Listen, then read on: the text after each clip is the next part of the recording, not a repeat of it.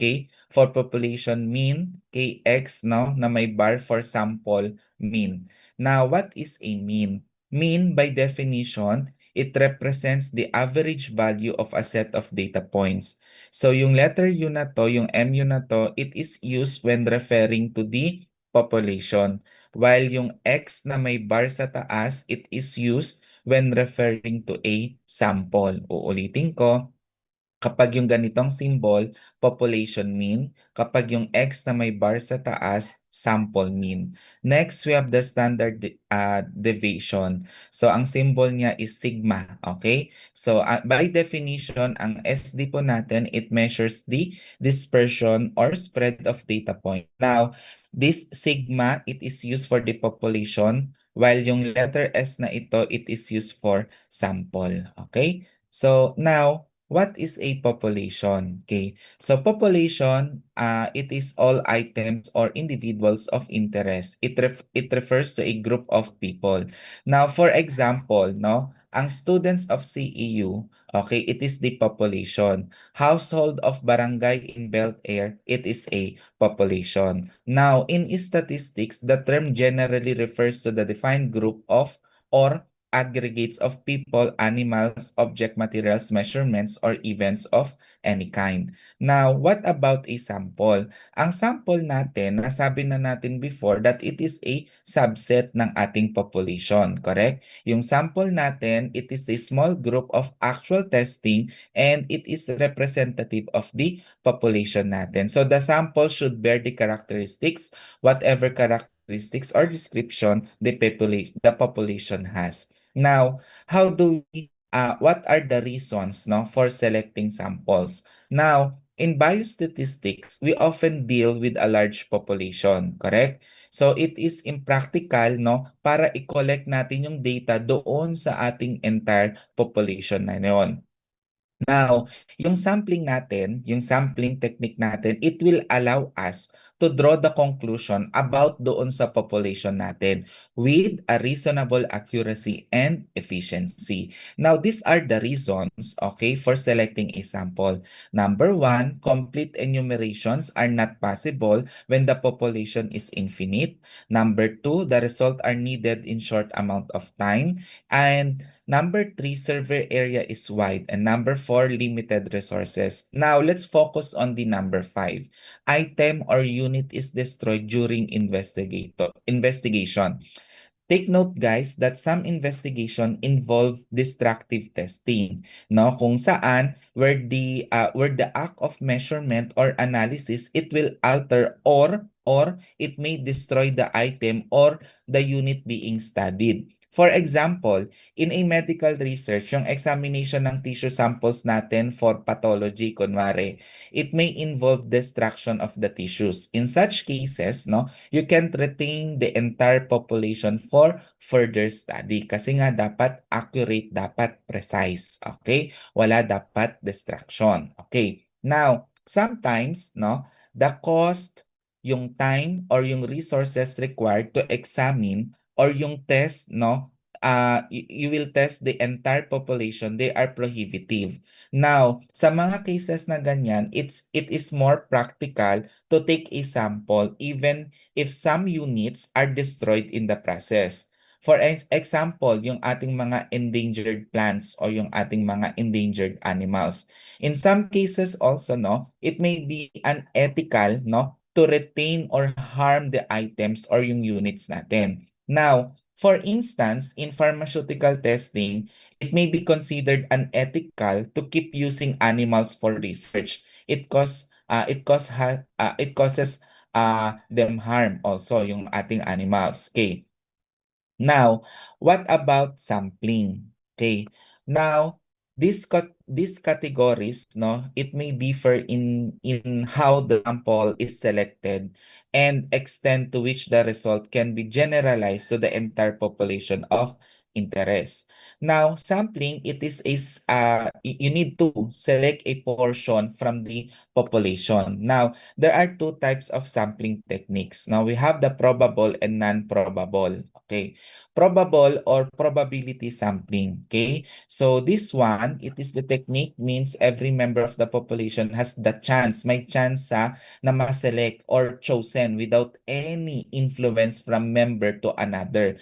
So kumbaga, ang probability sampling natin, the methods involve a random selection of elements from the population natin. Now, every element in the population has known and non-zero chance of being included in the sample. Okay. This now will ensure that the sample is representative of the what? Of the population. And it will allow for the calculation of the statistical possibilities and margin of errors. Now, probability sampling also, take note that it is a typically used in scientific research, sa surveys, and sa experiment, no? Kapag yung goal mo is to make accurate and generalizable inferences about the population natin.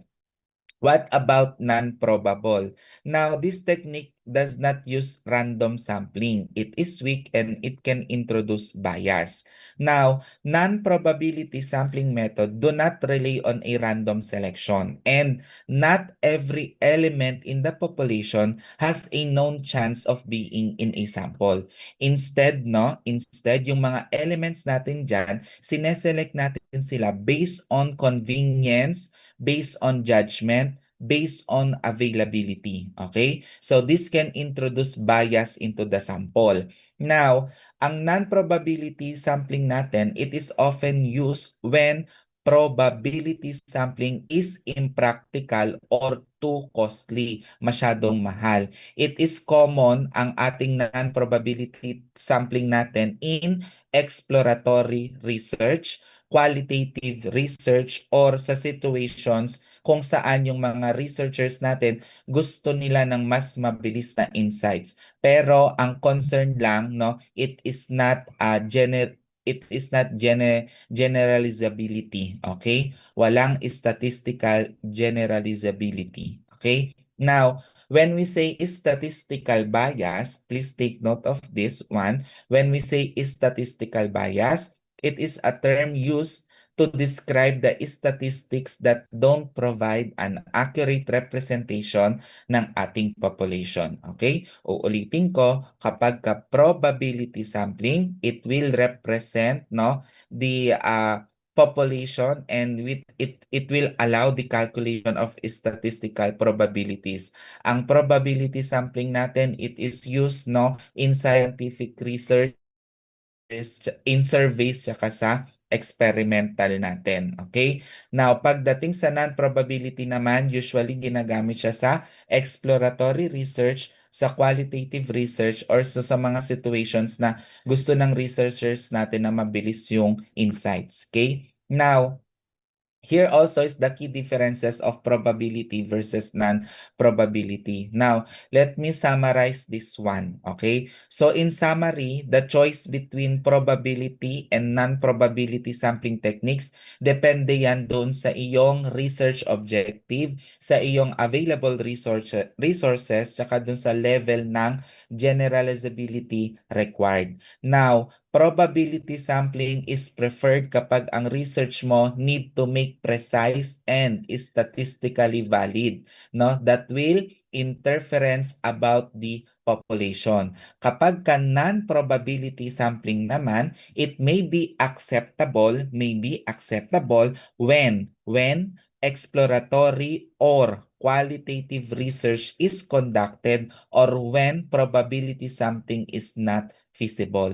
It should be subjective. Ibig sabihin, ang ating probability tsaka non-probability sampling dapat po subjective yan. Ibig sabihin, it should be based on personal opinions and feelings rather on facts. Okay? So next, we have the stages in sample selection. Now, ang sample selection natin, it is a critical process in research, and it involves several stages. no, para ma-ensure natin that the chosen sample is a representative of the population of interest and meets the research objective.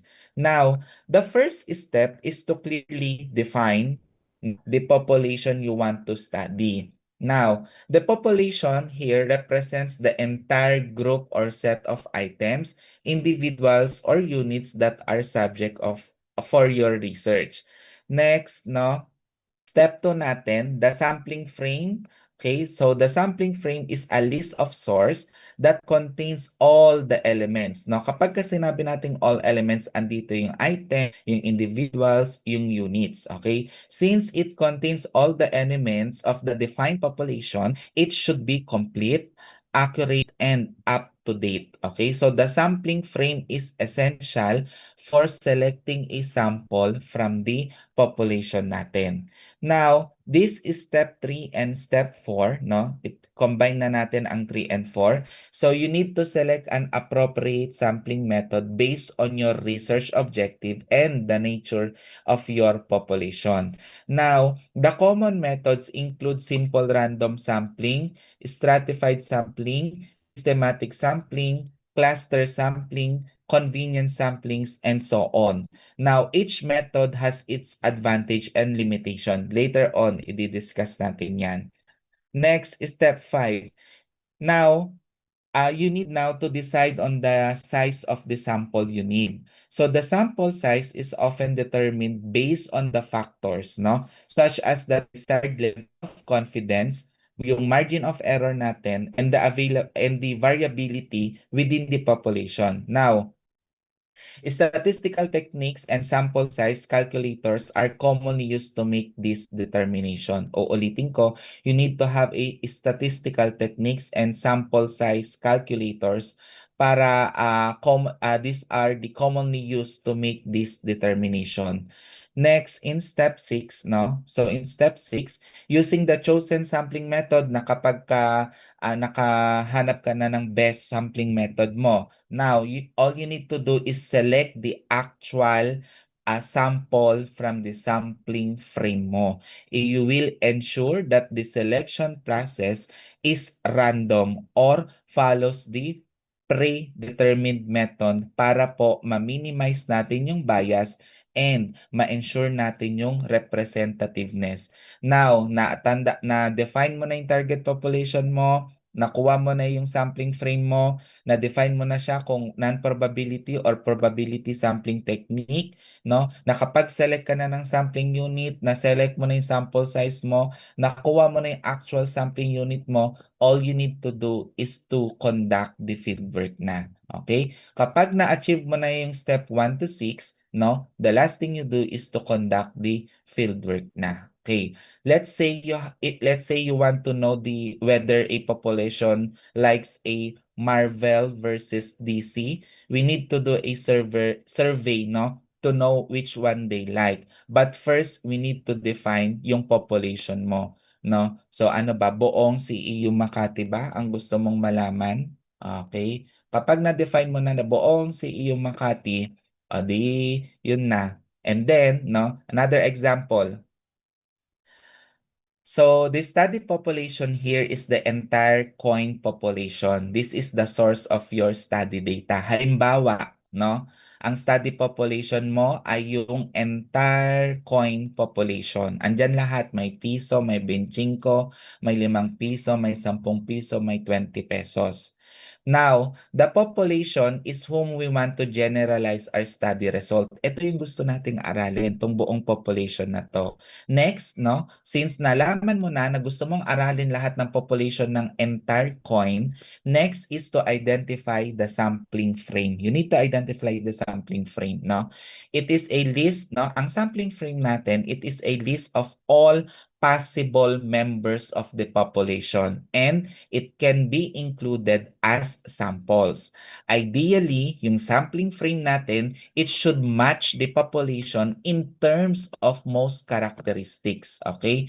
In terms of most characteristics. Now, common sampling frame use are lista nyo dyan. What are the common sampling frames used? We have the databases or what we call the master list. of household in the community. And for example, sa school setup, list of all enrolled student in the university. Okay? Yan, ganyan. Next, now na-identify na natin yung ating population, yung study population natin. Again, ano nga study population natin? Yung entire coin population natin. Next, na-identify na din natin yung sampling frame natin. Next, pumunta na tayo. For example, yung sampling frame natin, it does not include the 25 cents. Okay? Now, ang sampling frame natin, halimbawa, hindi natin sinama yung 25 cents natin. So, let's say these are too young to participate. Kumbaga, isipin natin yung mga 25 cents, yun yung mga bagets, mga bata sa community. Okay, so hindi natin aaralin yan.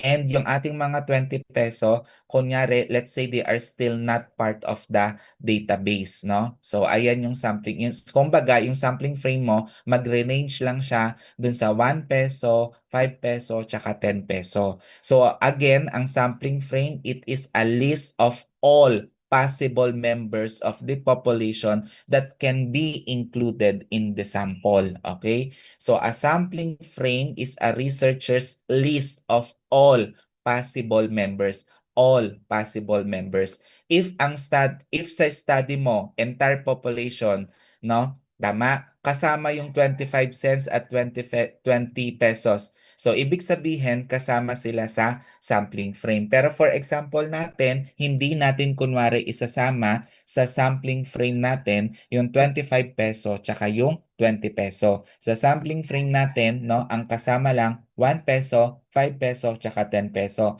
Sino po ang pwedeng mag-decide ng sampling frame? Yung researcher. Tayong researcher. Okay. Now, for example, our sampling frame does not include again the 25 pesos and the 20 pesos. No. Now, ang sampling unit natin, it is the individual member of the population is potentially source of data. No, sampling unit natin, halimbawa, yung 5 peso, yung 1 peso, tsaka yung ating 10 peso. Okay? Yan yung ating sampling unit. Okay. Now, let's say the calculated sample size for your study is 10 pesos, and using the proper methods, no, we are now able to select 10 units from the sampling frame natin. So the 10 are now the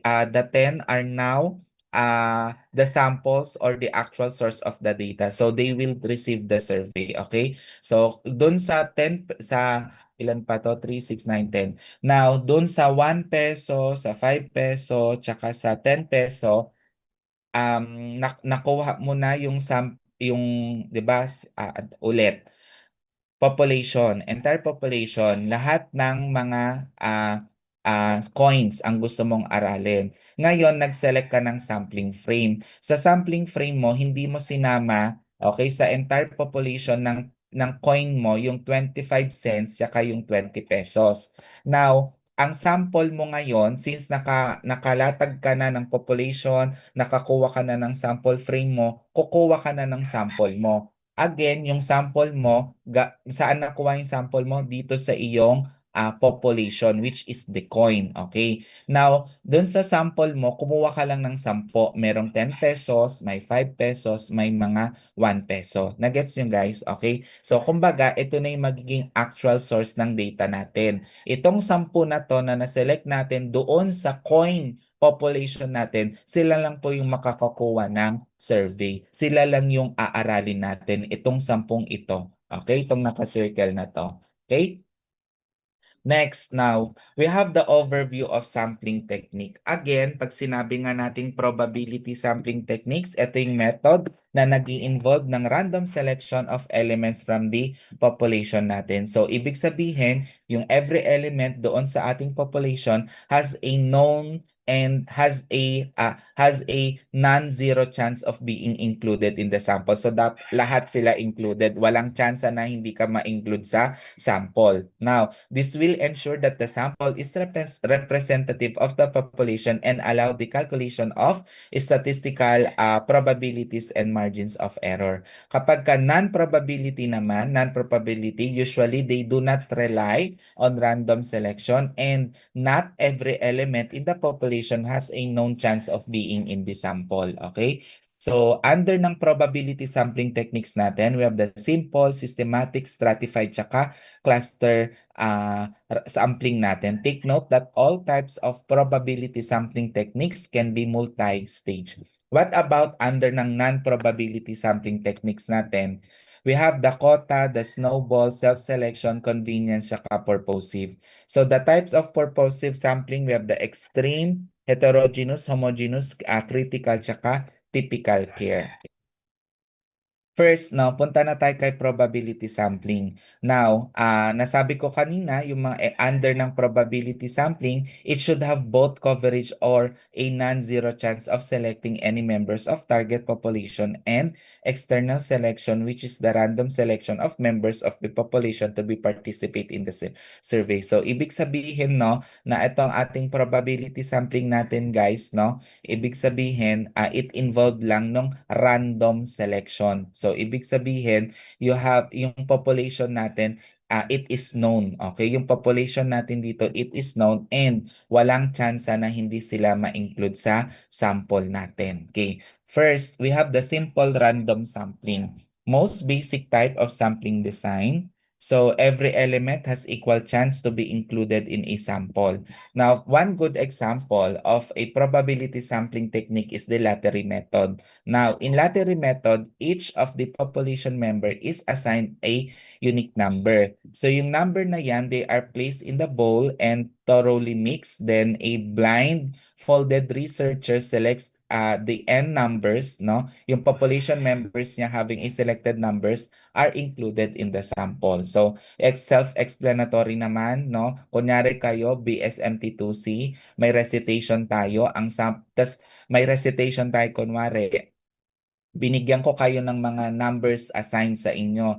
Nilagay natin sa may fishbowl. Bubunot ako. Kung sino lang yung mabunot kong number, yun lang ang kasama sa recitation. Lottery method ang tawag doon. Now, ang simple random sampling natin, often done using random number generators or random drawing. Now, this one, it provides an unbiased representation of the population. Kasi bakit unbiased? Kasi nga lahat kayo pwedeng makasama doon sa search. Okay? Next, what about the advantages of this simple random sampling?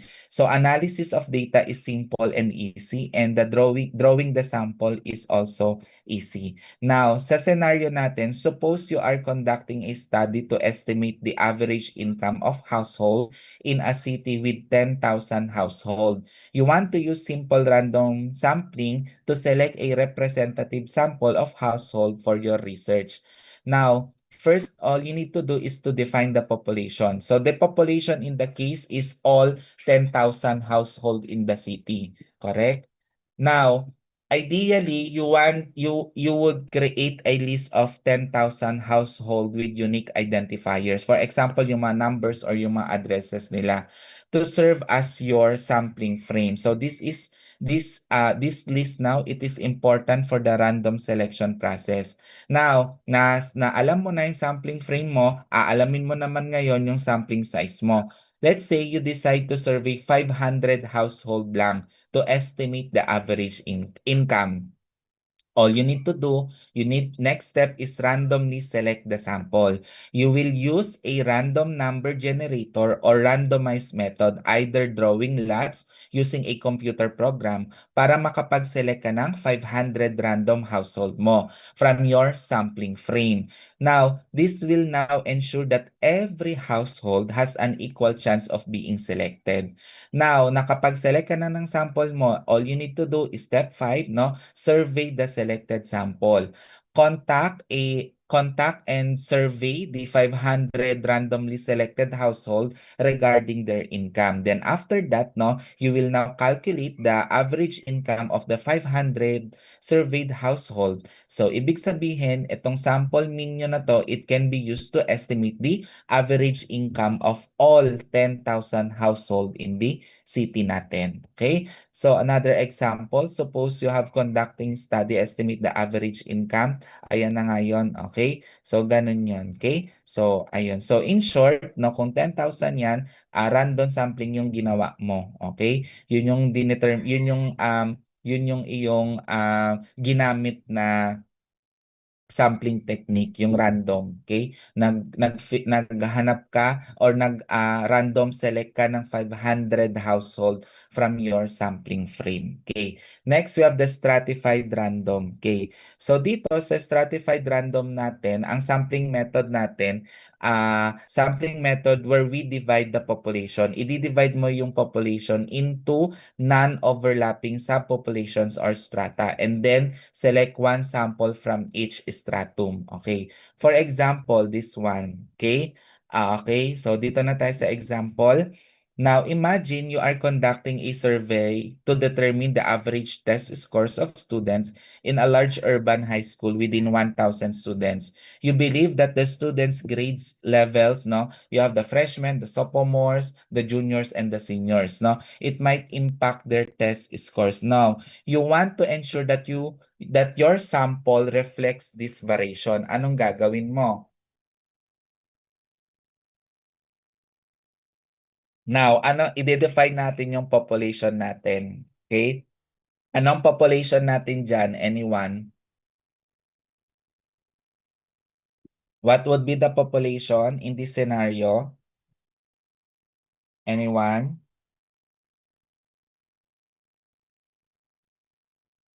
To see. Sino ang pwedeng sumagot?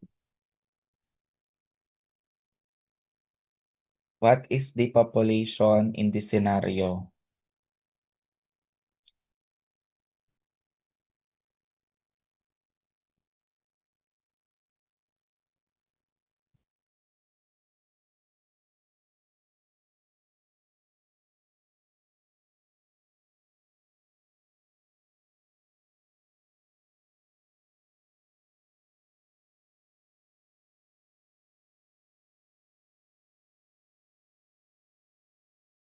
Yes, Carl. Yung population po would be all of the grade levels po. Specifically, The urban high school, 1,000 students po, okay, you know. thank you, Carl. So the population is all the 1,000 student in the high school. Now, next, na-define mo na yung population mo, ang second mong gagawin is to identify the stratification variable mo. In this case, the stratification variable is the student's grade level.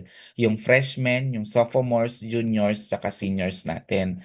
Now, paano natin gagawin itong stratified sampling? Now, you will create a separate groups for each grade level and then identify the total number of students in each stratum. For example, yung freshman mo, 250. Strata, ito yung represent ang freshman, second year, third year, tsaka fourth year. Kunyari, itong freshman mo, 250 sila. Yung sophomore mo, 300 students. Yung junior mo, 200 students. Tapos yung seniors mo, 250 students. Now, ano na tong ano? Okay. Since nakapag-select ka na, okay, all you need to do is to determine the sample size. Now, you will decide on the desired sample size. Let's say you want to survey 100 students in total. Now, 100 students lang yung gusto mong isama dito sa entire population mo na dinivide mo into first year, second year, third year, fourth year. Anong gagawin mo ngayon? Divide the population into strata. Okay? So, for freshmen 250, okay, divided by 1,000. Bakit 1,000? Kasi yung pinaka-total ng lahat ay 1,000 tapos times 100. So sa freshmen, 25 students yung pwede mong kunin, sa second year 30, sa junior 20, sa senior 25. Okay? So ganun yun. Okay. Now, use a simple random sampling within each stratum to select the specified number of students. Okay? So 25, 30, 20, tsaka 25. Now, conduct your surveys or collect the test scores from the selected students within each stratum. So, itong 25, itong 30, itong 25, tsaka 25 na to, sila lang po yung bibigyan nyo ng survey o sila lang yung aaralin ninyo. Then you will now calculate the average test score. Okay, you will now calculate the average test score separately for each stratum and then calculate average based on the proportion of student in each stratum. Now, by using stratified sampling in this example, you ensure that you have the representation of each grade level in your sample. This will now allow for more precise estimate of the average test scores within each stratum and ultimately for the entire high school population. Okay? Yan kapag sinabi nating stratified sampling. Next, we have this cluster sampling. When we say cluster sampling, every member of the population is assigned to only one group. So each group is called a cluster. So a sample of cluster is chosen using a probability method. Okay. For example, again, no, what would be the the population in this example? Imagine you are conducting a survey to assess the healthcare quality in large city within 20 neighbors, each with a different socioeconomic profile. Instead of surveying the entire city population, which is impractical, you decide to use cluster sampling to select a representative sample. Now, what is the population in this example in cluster? Anyone aside from Carl?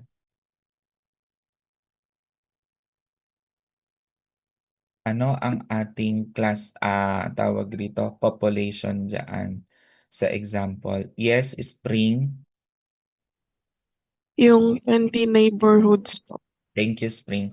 So, dito, correct, no? The population is all residents in the 20 neighborhoods in the city. Now, in this case, no, each neighborhood serve as a cluster. You don't need to list all the individual residents. Now, next thing you do is to use a random sampling method para ma-select mo yung subset, no, of the neighborhoods as a cluster. Let's say you choose 5 out of 20 neighborhoods randomly. So in the neighborhoods you selected, you survey all the residents. This is the key characteristics of the cluster sampling natin. You survey everyone within the chosen cluster, no? I-cluster mo lang siya, okay?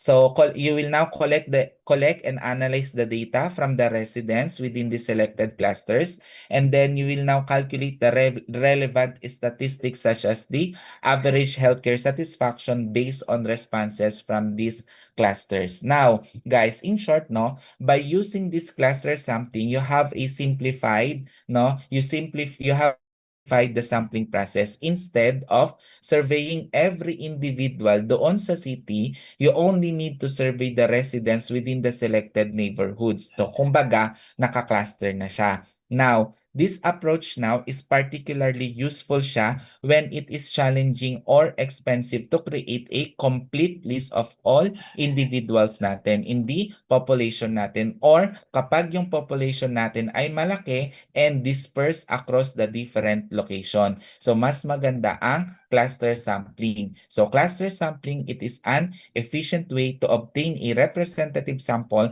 in such cases. Okay? Take note, guys, no?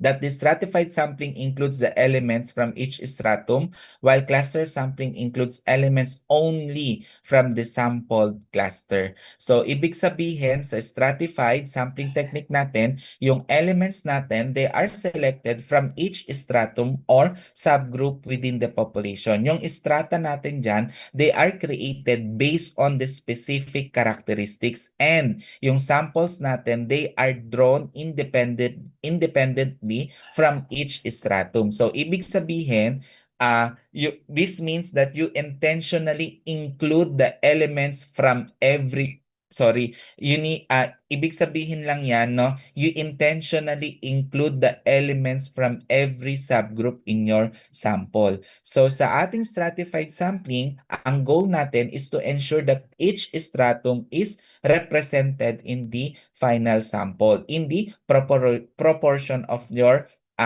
samples, population size mo. So while the cluster sampling naman, no, ang population natin ay dinivide mo into cluster or groups, and after you divide it in a cluster or groups, you do a random sample of clusters, no? You select it, okay, randomly. However, within each selected cluster natin, you included all elements or units. Ibig sabihin, you only select a subset doon sa iyong clusters from the population. And once yung cluster mo ay napili mo na, ibig sabihin, all elements within the clusters are surveyed or studied. In summary, ang stratified sampling natin, it will ensure the representation from every stratum within the population by selecting the elements from each stratum separately. While yung ating cluster sampling naman, it involves selecting the entire clusters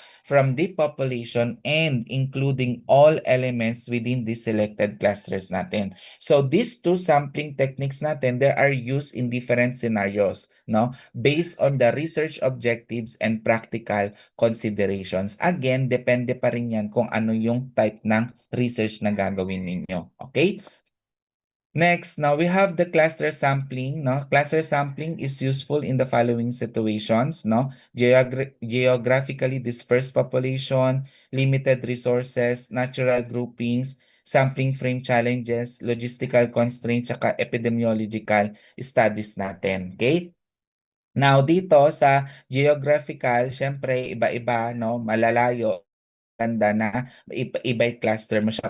Kunwari, buong Makati, hatiin mo siya sa District 1 tsaka District 2. Ganon. Okay, so ayan yung mga useful ng ating cluster sampling. Next, we have the systematic random sampling natin. Now, dito naman, it's like picking items from a list at regular intervals. No? Imagine you have a long list of items and you want to choose some of them for a survey or study. Instead of picking items randomly, you decide to start at a specific point on the list and then pick every ninth item. Okay? So, for example, you have a list of 100 people. You want to survey 10. No? Sa 100 people, 10 lang yung gusto mong isama.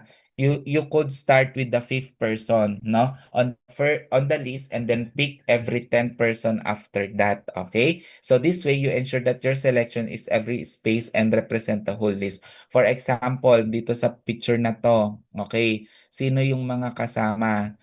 Si number 2, tas bibilang ka ulit ng pangatlo, si number 5 naman, tas from number 5 bilang ka ulit ng tatlo, 6, 7, 8, si number 8 yung kasama mo. Tapos from 8, bilang ka ulit ng 9, 9, 10, 11. Sila yung mga kasama mo. So, kumbaga, no, every ninth NTH, yung mga ninth item, yung mga isasama mo sa study mo, okay? O do sa research mo. So, this method, no, it is a create, no, you will create a sample that's still random but follows a pattern. Kumbaga, may pattern sa systematic. Kaya nga po systematic, may pattern, okay? Mas mabilis ma-analyze, no? Ganyan, okay? Another example, let's say you are a quality control manager at a factory that produces a smartphones. You want to assess the quality of the production ng sample smartphone. There are 1,000 smartphones produced each day, and you decide to use systematic random sampling to select. Now, the in this is all the smartphone, no, on a given day, totaling 1,000 smartphone. You inspect 100 smartphone out of 1,000. So the sampling interval mo is determined by dividing the population size by the desired sample size. Kumbaga, 1,000 divided by 100, you will.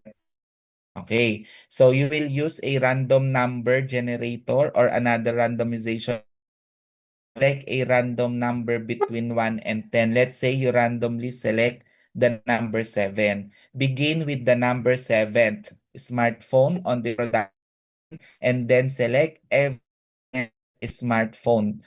Okay, until you have inspected 100 smartphone in total. So you would inspect mo yung number 7, tapos bilang ka ulit ng 10. Ano susunod sa 7? 17. After 17 plus 10 ulit yung 27 and so on until maka-reach ka ng 100 smartphone. You will now examine the quality of the 100 smartphones you selected according to your quality control. By automatic random sampling, you ensure that every smartphone on the production line has an equal chance of being included in the sample. This approach simplifies this process while maintaining the representative to assess the quality of the entire smartphone produced on that day.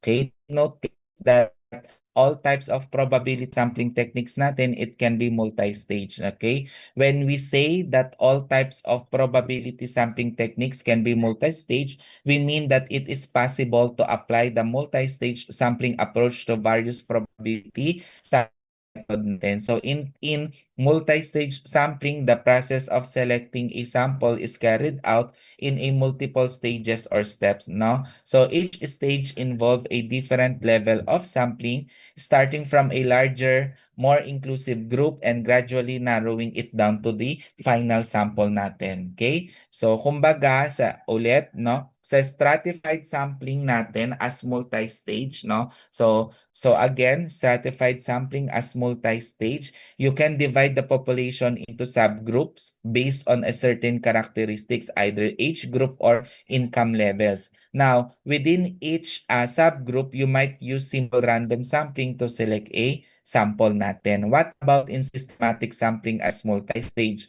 So the population can be divided into cluster or segment. Within each cluster or segment, you are systematic sampling to select individuals at regular intervals natin. What about in cluster sampling as multi-stage? You first select the clusters. No? For example, yung cluster mo na example natin ay yung school o kayong neighborhoods. Now, from the population using a random sampling or another method within each selected cluster, you use a simple random sampling or another technique para ma-select mo yung individuals mo. Okay, next pumunta na tayo kay non-probability sampling technique natin. Okay, now in non-probability sampling technique natin, okay, ano ba to? It is a sampling method where the researchers select a sample based on the ease or access or convenience of the individual or yung items natin or yung elements that are being sampled.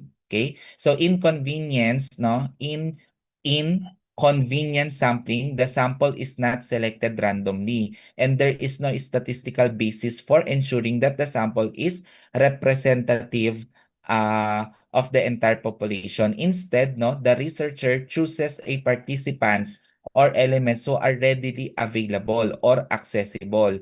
Okay? So, kung sino na yung available, o sige, ikaw na. Convenience nga eh. Okay? Sino yung pinaka-convenience? Okay? So, ayan, no? So, the research, pares lang ba? Ano, PowerPoint ni Doc? Example. For example, you will survey the individuals who happen to be a particular location, no? At a specific time. Kunyari, nasa mall ka, kung sino lang yung gusto mo, sila lang yung isa-survey mo. Sila lang yung i-interviewin mo. Okay? And so on. Okay? So, ganyan. So, now, what would be the reason, no? Or main reason, okay? So we have here the convenience sampling is used in research for several reasons, even though it can introduce bias in the data. So some of the main reason includes practically and feasibility. So in many situations kasi, in conducting a fully random or random comprehensive sampling method such as simple random sampling or stratified sampling, it can be logistically challenging. Ano pa? Time-consuming siya, tsaka costly. Ang convenience sampling kasi, it is often employed when it is difficult or impractical, okay, to assess a random or representative sample of the population. So, it provides a quick and cost-effective way to gather data. No? So, kumbaga, no, ang ating convenience sampling technique, ito lang yan. You will just select, okay, kung sino yung pinaka-convenient. Kaya nga, convenient sampling. Kung sino yung pinaka-gusto ng researcher, yun lang po yung kanyang isa-select. Yun lang yung kasama sa studies niya. Okay? So next, we have the self-selection sampling, also known as voluntary response sampling or self-report sampling. Now, the researcher here used a self selection sampling in specific situation where it aligns with the research goals and practical consideration. So, self-selection sampling is typically employed when you assess when access to participants is limited or exploratory or preliminary research, ano pa, rapid data collection, resource constraint, tsaka specific interest group. Okay, yung mga public opinion and online data.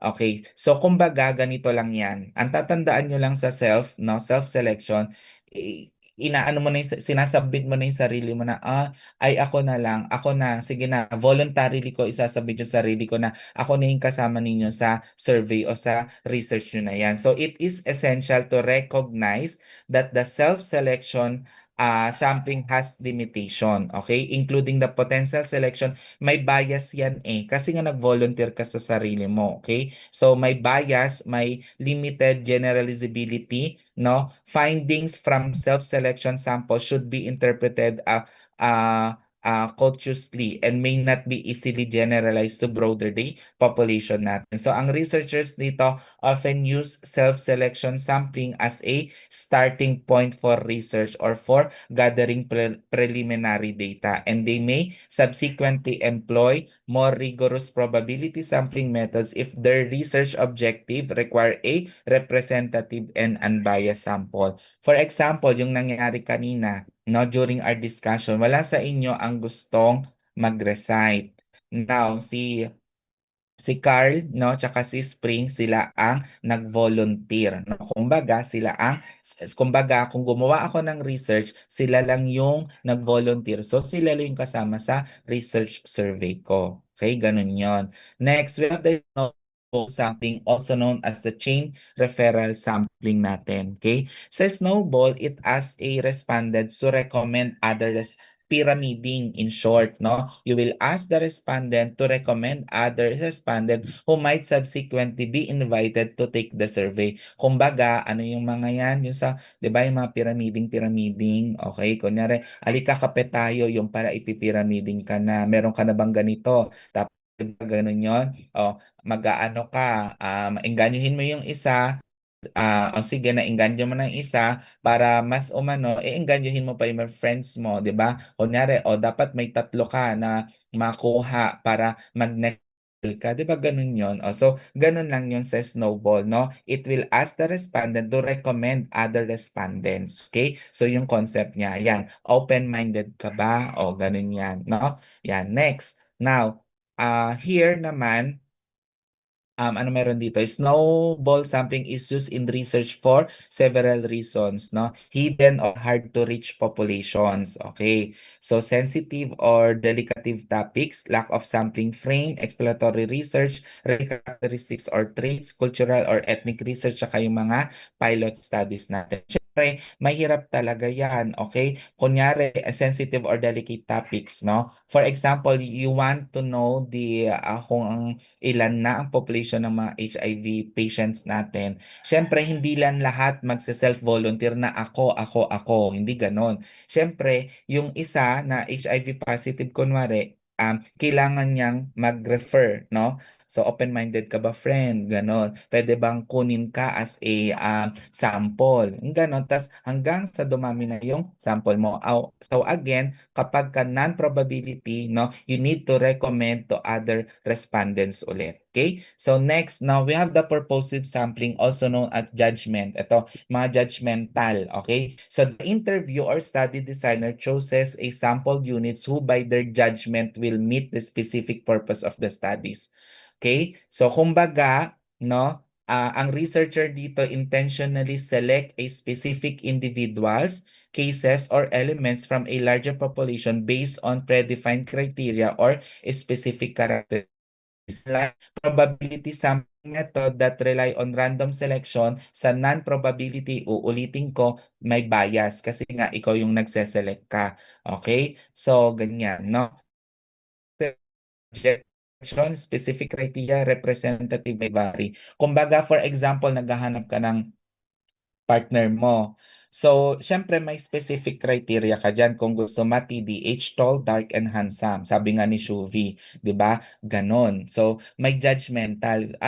Dito sa sa CEO Makati Sec 2C specifically 2C ang gusto ko lang na maging sample ko lang yung mga ang nakakuha na score sa quiz namin na 15 pataas o sila lang, okay? Judgmental ka nga, okay? Selective yung pagsasample mo. Okay? So next no, may mga types tayo ng purposive sampling natin. Okay? We have here the extreme case sampling. We use extreme case to study the outliers no from a set of norm for a particular phenomenon or trend. So we will choose no those not fall with norm for an experiment requirement from samples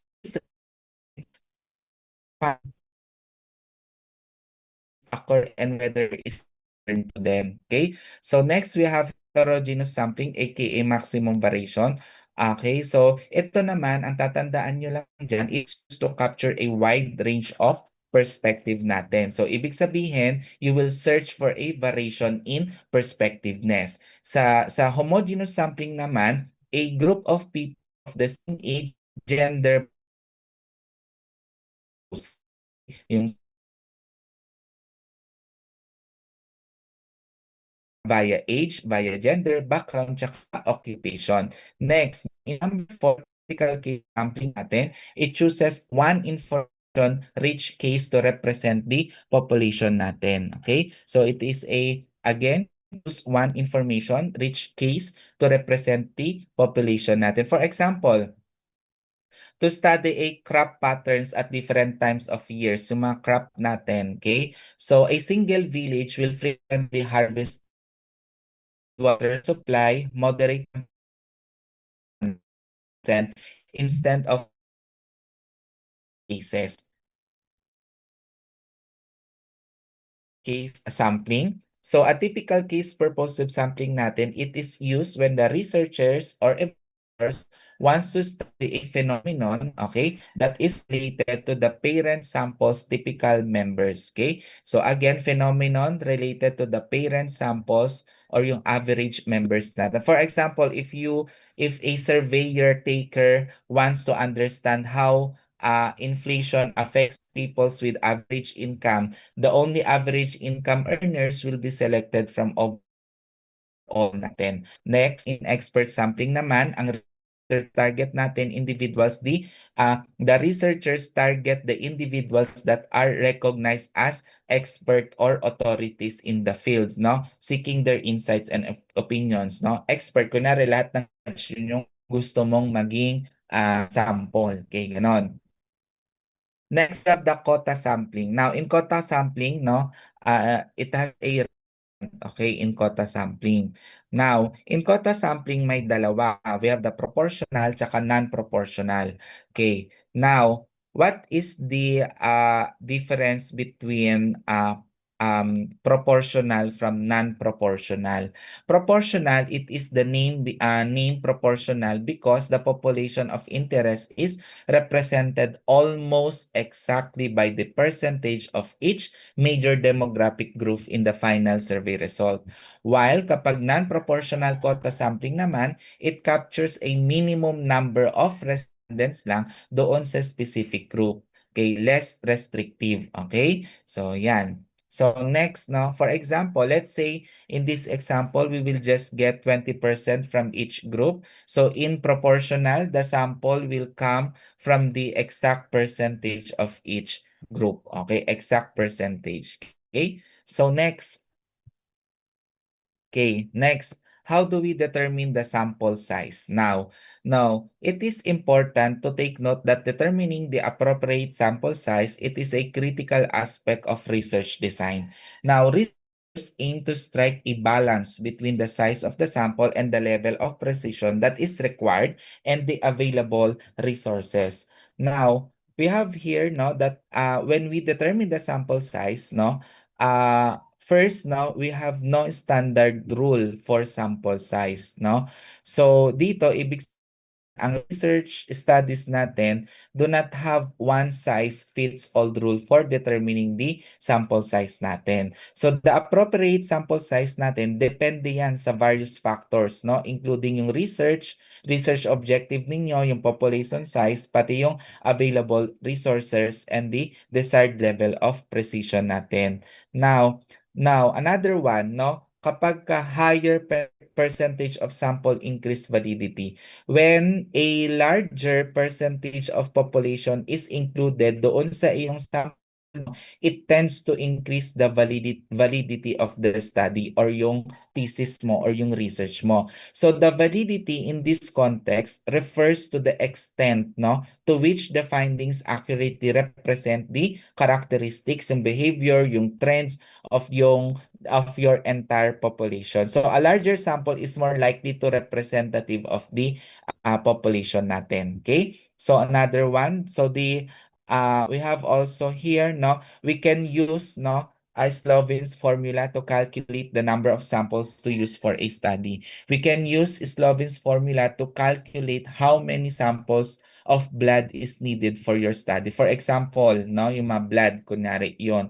So calculate for how many plates of culture is needed for your study. Kapag yung research mo ay about bacteriology, yung culture natin, ika-calculate mo kung ilan ba ang kailangan mong culture for your study, or you need to calculate the number of repetitions of antimicrobial testing to test for the antimicrobial property of your extract. Okay? So the higher the percentage of sample, the higher the validity of the research. Okay, tatandaan nyo yan, guys. Mas maraming sample, mas maganda ang inyong magiging research. Now, this is an example, no, of Slovin's formula.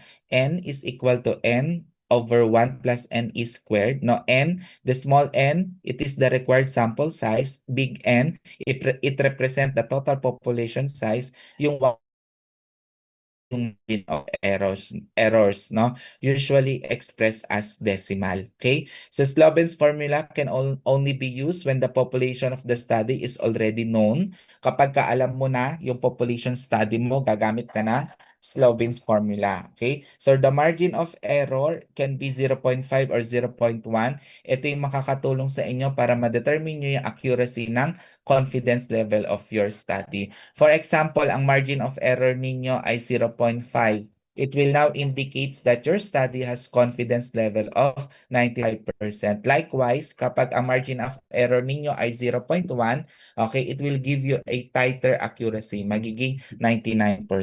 Now, how to use Slovin's formula? First, you need to determine your research objective, no? Clearly define the goal of your study or survey, no? What are you trying to measure or estimate? Ano ba yung gusto mong malaman diyan sa research mo? Lalo na yung um topic, no, yung context mo, okay? Then now you will now identify, no, decide on a acceptable margin of error, or MOE. MOE, it refers to margin of error, expressed as decimal, no?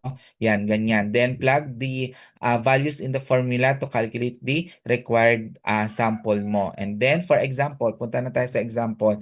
You are going to conduct a thesis on the efficacy of Gumamela or Hibiscus rosa sinensis as a stain to detect eosinophil in peripheral blood smear. You will use EDTA lavender top blood samples from all 240 grade 12 students in CEU. What should be your sample size using Sloven's formula with a 98% accuracy? First, no, you will determine the population, okay? So the population is 240 and the margin of error is 98% or 0.02. So i-ano mo siya, 100% minus 98%, you will give a 0.02%, and constant po ang ating one. Transpose your data in Slovin's formula. So 240 yung population, 1 is constant, plus 240 yung population, tas 0.02 squared yung iyong margin of error. Okay? So divide mo, makakakuha ka ng 208 218.98 or 219 pag ni-round off mo. Therefore, you need to use 219 blood samples in order to get 98% accuracy rate or confidence level for your study. Nagets niyo ang Slovin's formula, pa-heart react pag okay ang Slovin's formula? Walang nag-heart react ata sa kanila. Okay, thank you. 7 lang ang nakaget. 9, 10, 12. Okay, thank you to C. 12 lang, yung 12 na yan. Pakituruan na lang yung ano ninyo. Dito. Sloven's formula, madali lang. Basta alam nyo ang ano ninyo, ang tawag rito, ang inyong population, yung gusto nyong margin of error, tsaka constant naman yung number 1. Okay? Okay. Now, next, punta na tayo sa measures of central tendency. Okay. Wait lang. Water break lang saglit.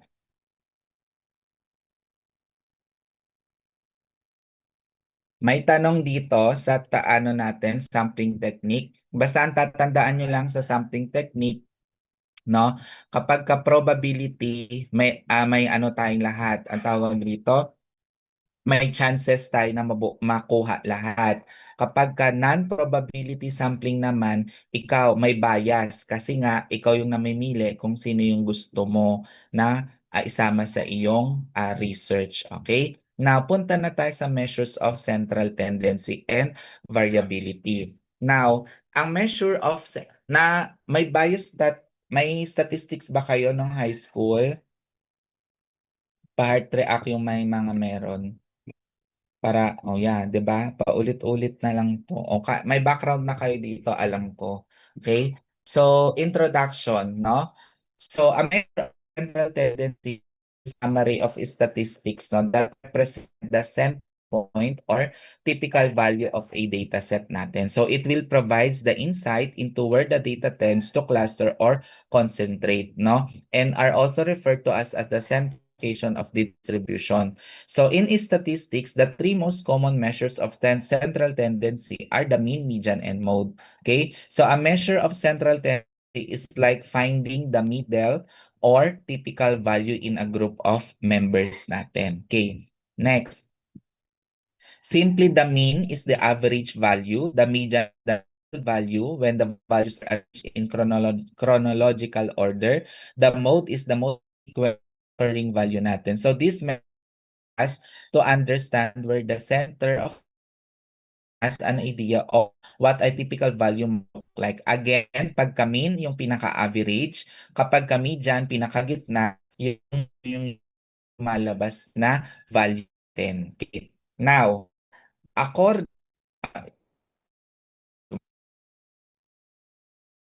this one, okay? Ang ibig sabihin lang ng dyan, ang mean that pag sinabing mean natin, you add up all the numbers and then divide by how many there's are. So it's like finding the average natin. Okay? Arithmetic mean, also known as arithmetic mean natin. It is the most commonly used among the three measures. Next, what about the median? Ang median natin, you put all the numbers in order. Ilalagay mo muna siya in order and the middle one is the median. Kung sino yung pinakagitna, siya po ang median natin. If there's an even number, you take the average of the two middle numbers. Later on, may discussion tayo. Kapag kasampo, anong gitna ng 10?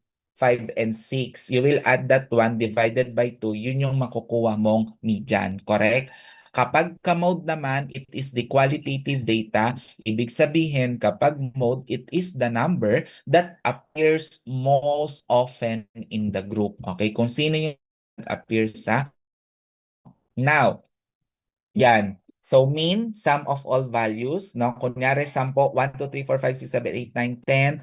I-add mo yan, divided by 10, the total number of values. Sa median value when the data are arranged in order. Kapag ka-even yan, kapag ka-even numbers yan, pinaka-gitna, okay, divided by 2. Mode is the most common. So this one, no, yan, ang ating central measurement of central tendency. More sa ating outlier than the median or mode. Bakit mas sensitive ang ating mean? Kasi nga, it takes to account the actual values of all numbers. We have extreme values o ibig sabihin pag extreme values yung ating mga years, yung mean natin can get in their direction. Mapupunta in direction ng mean natin doon sa ating outlier, making it representative of the typical value in the data. For example, no, kinuha ko yung average na quiz ninyo nung nakaraan, no. Pasok kayo lahat sa mean pero may isang outlier. Bakit outlier? Kasi nga sobrang taas nung isa. Okay? Hindi kayo pasok. So, kumbaga, pag nag-grading system, mga prof, no, kunyari bibigyan mababa yung mga nasa laman, gusto namin ka, paano namin ipapasa kung ang taas ng pinaka-highest ninyo? Ibig sabihin yung pinaka-highest ninyo yung outlier. Kaya minsan, no, yung sa may board exam rating natin, kaysa board exam rating, pag sobrang taas ng top 1 natin, yung mga nasa baba na nasa laylayan, hindi na nung top 1. Now, no, the median is not affected much by extreme values because it looks the middle number when the data is ordered. So the mode is simply looks at which number appears most. It doesn't to outliers. Kumbaga, kung ako estudyante, mas gusto kong maging median, average, bagsak, hindi rin mataas. Kasi sa median, pag ikaw ay median na estudyante, for sure, ay hindi ka babagsak, hindi ka rin ganun kataasan, nasa gitna ka lang. Ibig sabihin, papasa ka. Okay? So, think of this. Imagine a group of people ages, no? And one person is 100 years old, while everyone else is between 20 and 30. So, the mean age would be heavily influences by the 100 years old person, making it much higher than we might consider. So yun yung typical age. But the median and the mode would still around 25 to 30, which better represents the typical age of the group natin. Okay? So what would be the uses of central tendency? Average provides the overall picture of the series. Average value provides a clear picture of the field under the study. And number 3, it gives a concise description of the performance of the group as a whole, and it will enables us to compare two or more groups in terms of typical performance. Now, what about the measures of variability? Measures of variability natin, it tells you no how much the number in a group is spread out or vary from each other. It will help you to understand how different the numbers are. For example, imagine you have two groups of test score. One, all scores are very close to each other, and the other, no, and the other's test scores where the scores are all over the place. The measure of probability would be small for this group, okay, and large for the second group. It will help you see if the data is consistent or scattered. Now, the measures of variability, we have the variance, the standard deviation, and the range, okay. Now, variance, no, is like the average, no, of the squared differences between each number and the mean of the numbers, no. Now, it tells you how much the individual numbers deviate from the mean. A higher variance means the numbers are more spread. Kapag ka standard deviation naman, a standard deviation, it is the square root ng ating variance, okay? So it will give you a measure of how spread of the numbers and in the same unit as the original data. It is often easier, no, to interpret. Bakit? Because it's in the same language as a larger standard deviation indicates more variability while a smaller one suggests less variability. In a simpler terms, no, kapag ka sinabi nating variance, variance will give you an idea of how spread out the data. Okay? but it is not in squared units, no? Which can be hard to understand. Standard deviation is like the square root of variance, making it more directly comparable to the original data. When you represent the data or describe the variability of a dataset using a standard deviation, it is preferred. Bakit? Kasi nga, it will give you a clear sense of how spread out the values are without the need for the square unit. It will allow you to make a statement like on average values natin. Ibig sabihin, kapag ka gumamit ka ng standard data, mas maganda. Mas maganda yung kakalabasan ng iyong research. Okay? Next, we have the range, no? Ang range lang natin dyan, the range is the simplest measures of variability and it is calculated by subtracting the minimum value from the maximum value in the dataset. It will give you an idea of how wide the spread of the data is. Okay? So, what is the difference between group and ungrouped data? May group tsaka group data tayo. Ang group data in any way, also called as the raw data. Kapag ka-group data, these are the two ways of organizing and representing the data in statistics.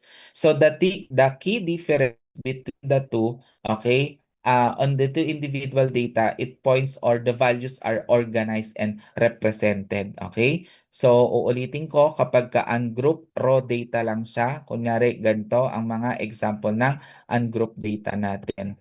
Now, kapag ka group data maayos, no, systemized, no, nakalagay sa frequency distribution table natin. So the data has been organized into what we call the frequency distribution table. Now, ang group data natin, it involves organizing the data into intervals or groups and counting the number of data points that fall within each group. So group data represent a summary of aggregation of data points within the specified ranges or categories.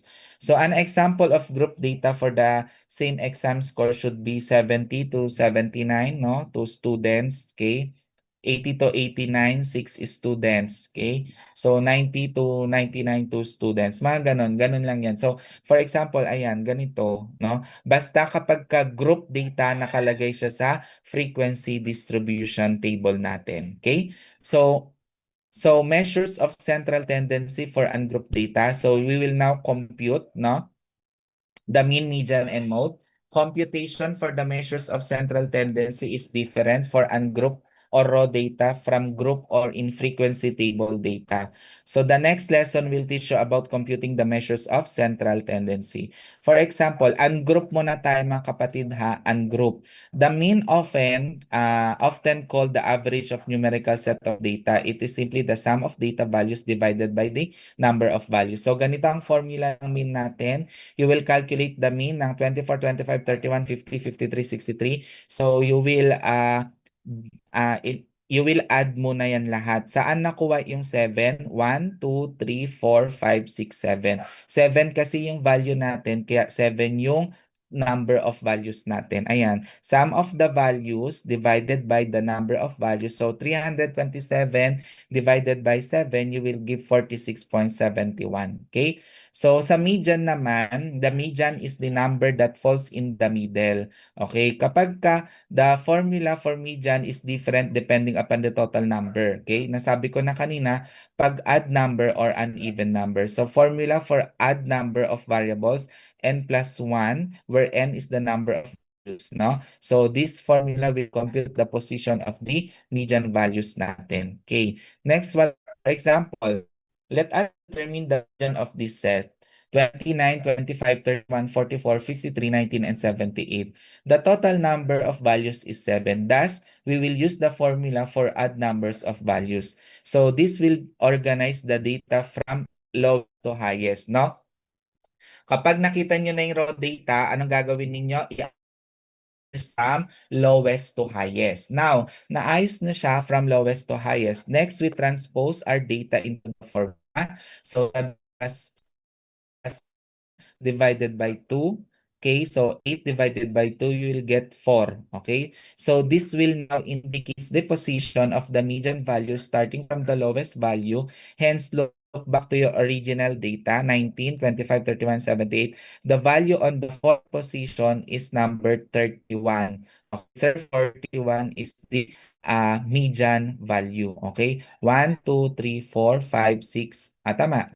1, 2, 3, 4, 5, 6, 7. So yung pinakagitna ay ito. Just common sense na lang yan mga kapatid, no? Kahit hindi na kayo gumamit ng formula na yan. Basta i-arrange nyo muna siya. Kapag ka-add, i-arrange nyo siya from lowest to highest. Tapos hahanapin yung gitna, edi 31. Ganun lang yon. Okay? Pagka-even naman, ito lang kayo gagamit ng formula. Consider the following data set, 10 test score. So in-arrange mo ngayon siya, no? In-arrange mo siya from ascending or from lowest to highest.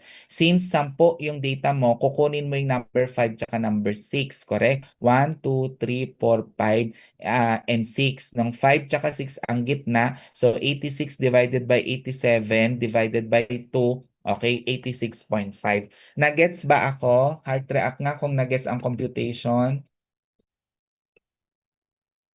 Okay, getching ha. Oh, madali lang yan. Diyan